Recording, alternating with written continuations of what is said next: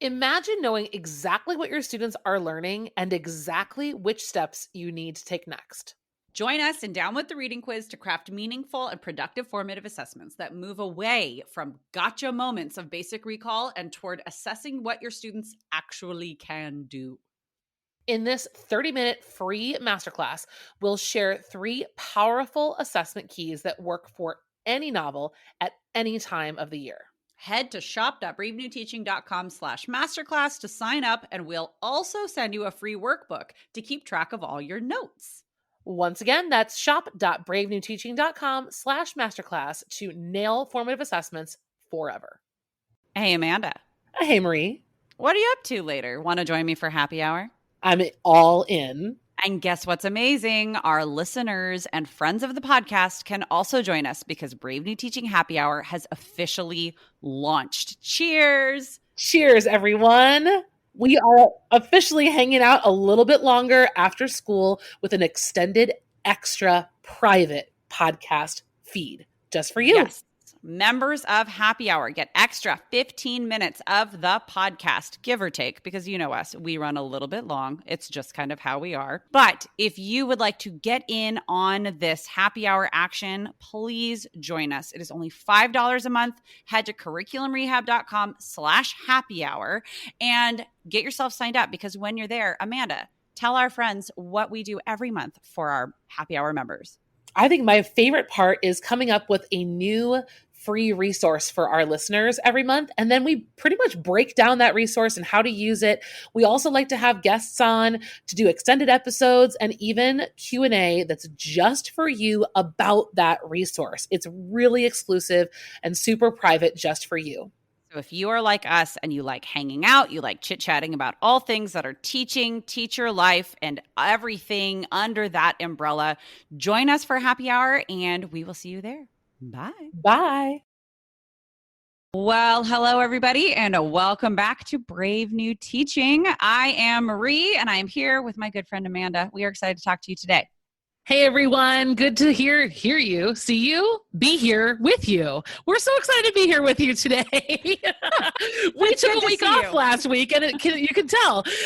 We're so thrilled to jump in today and kind of talk to you a little bit about what's been going on in our lives as we've reflected on the major movement happening in our country with Black Lives Matter and how we've been internalizing, being active, all of the above. We've got a lot to share with you about that and kind of how we're going to channel our energy into the summer and reflect on our practice. Absolutely. Yes. So today we are going to be talking about how to grow professionally on summer break as educators, not just in our teaching strategy, but also in our content. And we are excited to jump in. So shall we? Make sure you guys stick around to the end of the episode today. We've got one major teacher professional development event coming for you in August. So we want to tell you all about that at the very end. But without any further ado, here we go. Cue the music.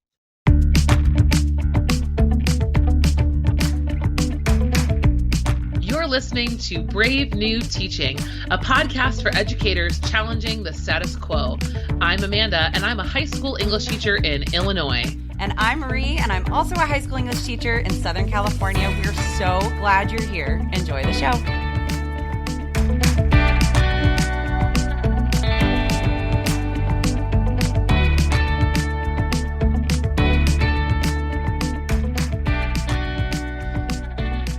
All right, everybody, let's get into this. We have some great resources for you. We have some just things that we are excited to learn from and learn about. And before we get into that, though, let's talk about the little break that we've been taking from our own content. Amanda, what have you been doing over the past week? So over the past week, I've been really trying to do a lot of things in terms of coming to terms with myself and my understanding of what anti-biased and anti-racial education really looks like. I just talked about on Instagram today. It had never occurred to me, this term anti-racist.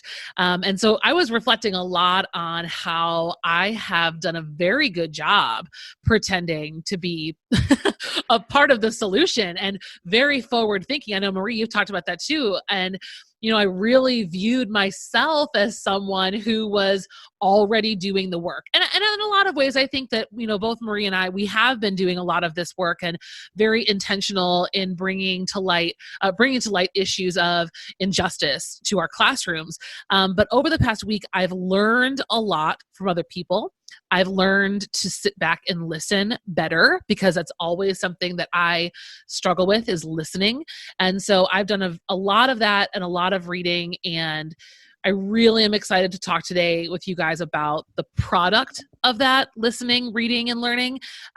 So was that kind of a similar experience for you too, Marie?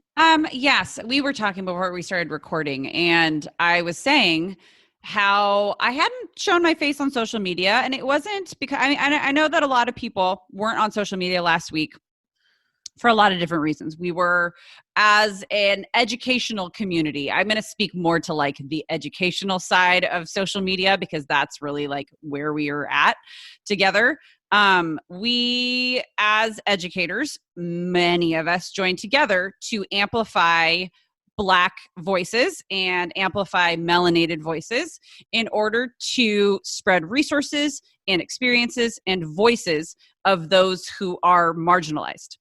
I've always thought of myself as, like Amanda said, also a forward-thinking educator. And I don't think that I'm not a forward-thinking educator, but I think that I was very comfortable in my own privilege. That's been a lot of the reflection, is it's like, Marie, you just weren't doing that great. Like, I just wasn't doing well enough by my students, by my own sense of what right, and by my fellow humans. And so I'm excited to talk about different types of resources today that both have to do with anti-bias and anti-racist work in education and even just like personally, but also bringing those in with really rich and effective teaching strategies. That has been a lot of what I've been looking at, is like not just the what, but the how. And I know that that's what you've been looking at too, Amanda. Well, right, because here's where we are, right? This is Black Lives Matter has pushed this conversation into the foreground, rightfully so, and importantly so. But my worry, and what I would caution teachers to think about, is if you're going to jump on this train and you're going to be part of the solution and you're going to check your privilege, you're going to, take the time that it takes to learn and fix and change all the things that need to be changed, proceed with caution. Yes. And remember that we have to, when we're talking about racism in the classroom, and when we're approaching these subjects, for a lot of us, for maybe the first time as an educator, we need to do so thoughtfully and with intention. And I think that that's something that I would like to share with you guys today. And an important part of your pedagogical growth this summer needs to be, like Marie said, both in anti-racist education, but also in your own teaching practice, because you can't just throw together a random lesson on racism. You're going to do a lot more damage than good if the lesson itself is not structured well, if we're going to just throw a bunch of books in a lit circle and call our work done. I mean, there are a lot of things that can, maybe look like you're trying, but they're not really going to help the cause. And please remember, everybody, that we know very well, this is not a new conversation, but that a lot of the masses, a lot of the white masses are new to it. And we are completely cognizant of our own place in that. We also know that this is a continuum as humans, as Americans, as just citizens of the world.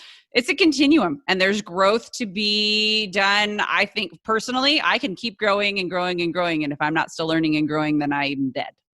The other thing is, just because we and many other professionals out there are saying proceed with caution doesn't mean slow down. It doesn't mean don't proceed. It means do so mindfully and make sure that it sits right with you, right? If you can sit down and say, am I doing the very best that I can as an educator, since that's really like our niche that we're talking about here? Am I doing my very best as a teacher in the classroom? Am I doing the right thing by my students? That's the question that we need to be able to like hold a mirror up and answer truthfully. And that's why we want to talk about some great places to start? So let's start with number one. Number one, I think on a lot of people's lists right now in the English teaching community is letting go of literary whiteness. So a lot of these things that Marie and I were just talking about have actually, that conversation spins out of what these two women have done in their research in looking at curriculum, looking at the tradition of a white male canon, looking at the ways in which we can approach these conversations in our classroom. I'm about 3 chapters in, and I was just telling Marie, it's because after every chapter, I'm kind of like going back to my curriculum map and looking at things. And I think one of the most valuable, there's a couple of valuable things so far that I'm gaining from this book. One is the goal of letting go of literary whiteness is not to abandon all the classics. That is not the argument being made here. Neither author suggests that everyone ditches To Kill a Mockingbird. Sure, I mean, you might consider that it's a problem if it's the only representation of a Black story in your curriculum, but they encourage teachers to think about really aligning a strong essential question with the unit and teaching the kids to figure out what the problem is. Hey, Amanda, I feel like I might know why you're connecting so well with this book. Did you just say the words essential question? I mean, when like in like the foreword, basically these ladies are arguing like essential questions and inquiry-based instruction is the foundation of anti-racist education. I was like, I feel like you've never been so seen. I was like, oh, hello, sisters. And like, but like, no duh. Not to be like super elitist here, but no duh. We sit there and we're like, no crap, huh? I mean, I had never seen someone else spell it out, but it was really nice to have that confirmed for me because absolutely. Right. That's the goal is we're not coming here to like completely like trash old curriculum or even, we get defensive over some of these books that we love. And they just really encourage teachers to think about, okay, why this book, why this time, and are kids getting the whole picture? That's always my question is, who is this for? Is this for the teacher? Or is this for the students? So let's always, and that sounds, I'm going to put that one on my list. Here I go. She does a really nice job. And I was also talking to Marie before we started. She gives these really, both of the authors sat in and watched some teachers teach lessons where they attempted to tackle racial objectives or racial literacy is what they call it. And the transcriptions of these conversations between teachers and student and like the stumbling over how to navigate those waters felt, ooh, man, like gut-wrenchingly familiar. And they really offer some nice strategies to help you navigate those discussions. Like in one of the early chapters, they give a segment where they talk about a teacher presenting a satirical political cartoon and the teacher trying to have a conversation about colorblindness and about caricature and how hard it was for her. But then they say, like, this is where she messed up. This is where you can change. And this is where you can start in a different place and end in a different place. So I really appreciated those anecdotal moments. She also gives you a really nice framework for thinking about racial literacy as a thing. That's another kind of mind-blowing concept that had never entered my educational pedagogical vocabulary and that I'll be adding moving forward. As like a standard. Yes. A set of standards. Objectives. Objectives and standards. Yeah. Yep. Part of today's objective is to tackle colorblindness. Like, what is it? Absolutely. My first book that I want to share with you guys is one that has been circulating social media and is sold out just about everywhere. And the only reason I haven't cracked it open yet is because I just got it in the mail yesterday. It's stamped. The remix version of Stamped Racism, Anti-Racism, and You. It's the original is by Ibram X. Kendi, and this is the one with Jason Reynolds. It's the remix, like I said. And so if you guys can get your hands on it, I had to get a hardback copy. Actually, I don't know if it's in paperback. I think it's still new enough. But it's about how to face the things we're talking about, how to ask those hard questions, and how to do so in a meaningful way. And like what to do with that defensiveness that comes up. And like, it even says on the back, like, it's not a history book. It's a book about humanity. Like, it's about now. And so I am ready for this work. I have a bunch of other ones too, but this is where I am starting. That's on my list too, Marie. Yeah. I think for number 3 on the list of our recommendations for the summer, we are actually going to be featuring a few more interviews on the podcast coming up in the upcoming school year. And one interview that we are really looking forward to is with someone named Aninya Kundu. And Mr. Kundu teaches in New York at SUNY, and he has a book coming out that is called The Power of Student Agency. And this book and this interview, I'm so excited to have because these are the researchable and tangible strategies for helping close the opportunity gap. So this book is all about looking beyond grit. Because I think sometimes the argument we feel like in our classroom is like, if you just try harder, you'll get there. If you just focus. Grit. Yeah. If you got grit, you're going to get there. And so he's actually taken quite a bit of research and a lot of experience looking at what students and teachers are doing all across the country. He sent us a few of the early chapters to look through. So the book is not going to be released until the end of June, beginning of July. So I have yet to read it, but I am really looking forward to this interview and learning more about like non-pedagogical side of teaching, which is how to help kids really kind of help themselves and really learn more about what student agency is, especially in our communities where kids need help with that.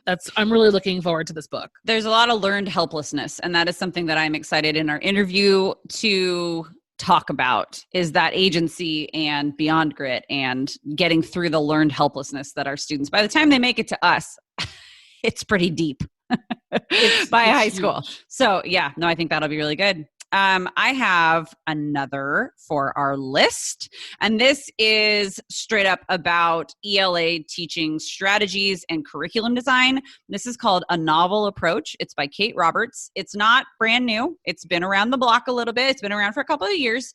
But this book is a straight up ELA PD book, all about taking the class novel and creating student-centered approaches to a class novel. So it is like planning and curriculum and teaching strategies with examples, with sample calendars, with different sorts of activities that can go along with these strategies. I highly enjoyed it. And there's another of my favorite books, which I know you're going to talk about, Amanda, that is in the same vein of flipping the way that we do all class reading.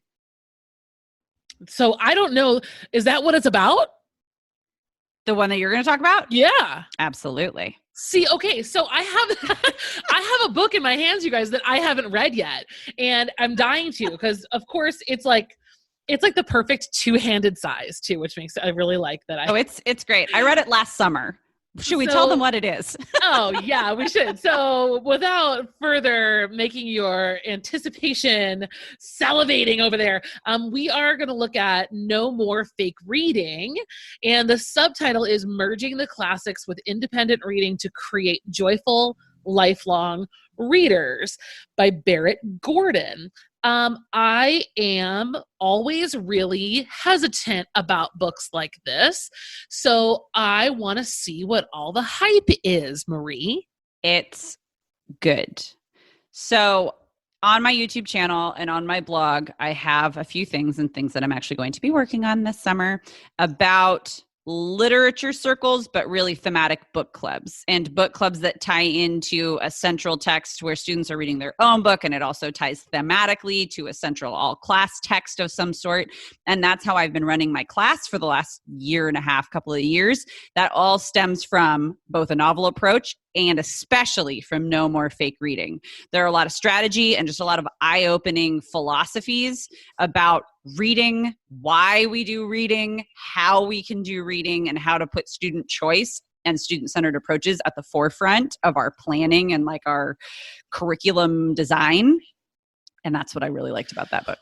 Well, so here, I'm going to be Amanda here for a second. Okay. Oh, what were you before? I'm sorry, who have I been talking to? This is where you may or may not be glad that you guys are listening to this podcast. So I am maybe, I don't know, one in a million English teachers that is very reticent and hesitant to go gangbusters with independent reading. So I am here. So here's the deal. I've seen firsthand, and this is going to sound horrible, maybe it's going to sound real. That's what I'm just going to tell you what I've seen. I see more teachers in real life, not in social media, but in real life, using independent reading as a way to not have to plan, teach, or do anything in a class period. It's like sitting your kids in front of a TV. No, I know the phenomenon of which you speak. It's a book to babysit the class. Oh my gosh. And it just makes me absolutely crazy. I see it too. Like I see a lot of teachers, and again, this is not anyone in particular, but I've seen the first 10 minutes of class silent reading heralded as the end all be all of how to do it. And I've also seen the first 10 minutes of every class, 50 minutes a week, a complete and total waste of education. So I always get very nervous about these books because I feel like they're misread by teachers. They're misread by well-meaning teachers who want to give kids a chance to do independent reading and connect with things that they love. But I have a lot of fears about that. I mean, I'm not married to classics, but I am very passionate about giving kids very challenging things that stretch them. And I get nervous about the English community as a whole getting so far on the independent reading bandwagon that we forget how important it is to still present kids with books and things that stretch them, that they don't like, that they don't connect to. I think that's incredibly valuable. So that's kind of why I think this book is so intriguing to me, because of this subheading, which is this idea of merging these two experiences together. And that's what I also feel like I've been doing, especially with nonfiction. I don't do a lot of independent reading. Mostly I was in a transition for a little while, and I'm still getting to know my resources and what I have. I had to pretty much obliterate my classroom library, but that's neither here nor there. I'm excited to see what this merging looks like, because I really need to hear something good. I also see it as a future podcast episode or two for us, because I totally went all like feet first, all in to this approach. I mean, I tailored it to myself, right? Yeah. But now I am seeing better way. After you teach something once, you're like, oh, I have all these sticky notes on how to do it, like either virtual or whatever. I use actual Post-it notes. And then because I'm a quarter system, I teach everything twice a year. So I have now taught in this fashion 3 times since really picking up that book, and it gets more refined and it gets better and better. And the connections that I've been making and the ways and the strategies and the design around how to do something, this merging of choice and classic text is it's so cool. When it works, and I have barely scratched the surface. So I can't wait for you to read it so then we can talk about it.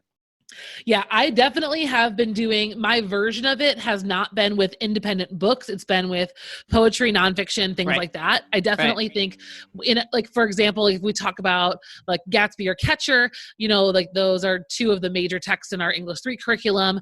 Those, the real estate those get in a week is maybe 1 to 2 class periods. And then the other class periods are going to be those other things. So I'm excited to see how those other things can be independent reading and student choice. So there's really a whole section in there on nonfiction. It's just going to make you go, oh yeah, I could totally do it that way. It's just oh, totally. Yeah. That makes a lot of sense. Yeah. And the way she lays it out is very nice. I like it too. I think that's our reading list for now. We also have some virtual conferences to recommend to you guys that are really going to help put things into perspective in a whole different way. Absolutely. So I have actually a free conference to share with you all. It is the Teacher Reboot 2020 by Educators to Educators. It is, like I said, totally free. So you can go to the link in our show notes and go register yourself. And it is a 2-day do PD in your jammies or sit by the pool and learn from some pretty phenomenal, I think there's over 70, I can't remember the exact count of presentations. And a lot of the focus for this year's summer reboot is inclusion and really serving and reaching all students. And so I'm actually presenting, I have a presentation that'll be going during one of the days that's about what restorative justice practices actually look like in a classroom. And I talk through how it worked, what didn't work, and how I made the strategies of restorative practices and restorative justice more functional and meaningful and productive in my classrooms. I actually talk about a lot of things that I did poorly. And there are just so many phenomenal educators who are presenting, and I can't say enough good stuff about it. Educators to Educators, Teacher Reboot 2020. Carrie actually has a podcast too that's definitely worth a listen. Carrie works so hard on this conference. It is like, this conference is worth hundreds of dollars. I mean, really, if you could be in one room with all these people, I would pay so much for this conference, but she keeps it free every single year, which is just beyond belief for me. No, it's really incredible. And and it's quality. That's the other thing I really respect about Carrie Conover, who we're talking about. If you guys don't know who we're talking about, she's the creator of Educators to Educators. She is like a slow and steady wins the race. She wants to make sure that everything she promotes and aligns herself with is quality. And I really respect that. And I like being a part of the organization. So we're also going to shout out a close to home workshop. As many of you guys who have listened to our earlier episodes probably know, Marie and I met at Keeping the Wonder, which is a workshop run by Ashley Bible, Abby Gross, Jenna Copper, and Stacy Lamb. And these four girls developed a beautiful workshop that's specifically designed for English teachers, all meant to inspire teachers to remember that reading is magical. It transports us, and we want to give that experience to our students. And so they created Keeping the Wonder, I want to say maybe 2 or 3 years ago now. And they've done 2 sessions a year in different places around the country. Of course, this year's Sedona experience had to be canceled due to COVID. But the girls are offering their virtual conference. And so the virtual conference is a library of videos from all of the previous conferences. All of the presenters at their conferences have created videos to go with their live presentations. So the library of videos is extensive. Marie and I are both in that library. You'll see a couple of familiar faces and hear some voices you might recognize from this podcast. Yes. Their mission, you guys, is all about keeping the whimsy, the magic, and the wonder in learning. And if there's something that I'm going to definitely need this fall, it's going to be remembering how to have fun, and how to remember that magical part of teaching when we are struggling with all of the things. The fall of 2020 is going to be rough. It's going to have highlights, but it's going to be tough. And I think Keeping the Wonder in your back pocket is going to be something really nice, because you can refer back to the videos as much as you want once you've purchased your virtual membership. So I think that's going to be really nice for you guys to have. So we'll put a link in the show notes for you. The beauty too of Keeping the Wonder, the virtual conference, is that every time they update new content, once you're a member, it's available to you. So that's a pretty cool feature. Right there. Yes. And these girls do hard, thoughtful work all year round on this. And it's a privilege to be part of it. And Marie and I are both affiliates. We're helping to spread the word. So if you click on our link in the show notes, we'll get a little commission. But we genuinely believe in their platform and what they're up to. And that's why we presented with them last year. And I definitely would do it again when we can travel again. When we can travel again. Well, friends, we'll be here soon. On that note, when we can travel again. Now, we hope that this list of books and online workshops, the conference that we are mentioning, at least give you, if you are at a place where you're like, I am overwhelmed by resources. It's kind of like when COVID-19 started, where there was all of these resources for distance and online learning, and teachers went, oh my gosh, where do I even start? That's the same sort of things.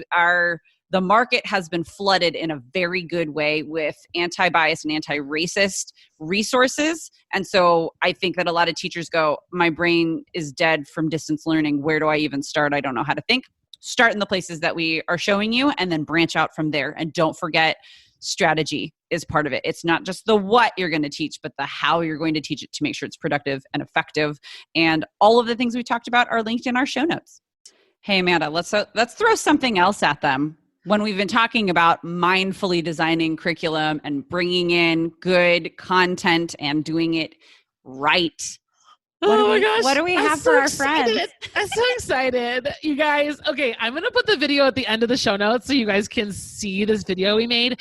But Marie and I have been working our patouches off on building a course for you guys, a like full-blown course. And we are calling it Curriculum Rehab. And we are going to walk you guys through, like handheld, walk you through how to dismantle or simply revise your year curriculum at a glance. We're going to take you through how to build a curriculum map from start to finish with all of the goodies like essential questions, assessments, lesson planning, all of that stuff. We're going to help you guys do that already. We've been working on this since April, but it'll be ready for you guys August 2020. Curriculum Rehab. Yeah, by the end of the course, teachers will have a map, a detailed outline map of exactly what they're teaching for a year long that makes sense, that's cohesive, that all goes to a central objective and end point, and we cannot wait to share it with you guys. So sign up for just kind of updates and to stay in the loop on our show notes, and we will make sure that you are getting all of the most relevant information about Curriculum Rehab as it's ready for you. We're also going to have, of course, special listener discounts. So make sure you guys get on that list for us so that we know who's interested and we can kind of get in touch with you as soon as we have things to share. Absolutely. And until we meet again, friends, please, if you have a moment, head over to iTunes and give our podcast a little rating, a little review. We love it because it then helps other educators find us, and so we can keep growing this Brave New Teaching community. We are also on Instagram at Brave New Teaching, and we will be sharing our summer endeavors. Happy summer, everyone. Have a good one, guys. We'll see you next time.